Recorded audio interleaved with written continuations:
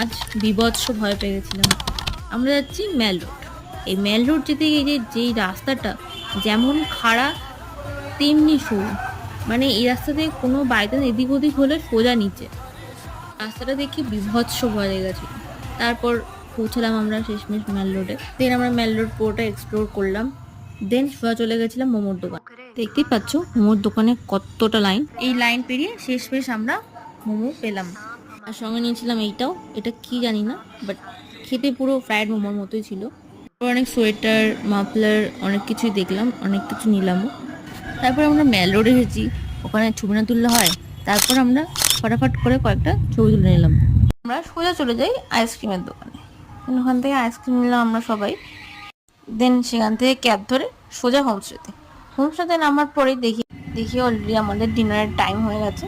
তো তার জন্য আমরা সবাই ডিনার কমপ্লিট করে আমরা ঘরে